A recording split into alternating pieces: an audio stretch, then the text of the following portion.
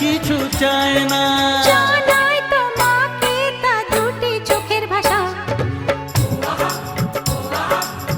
এই তো ভালোবাসা।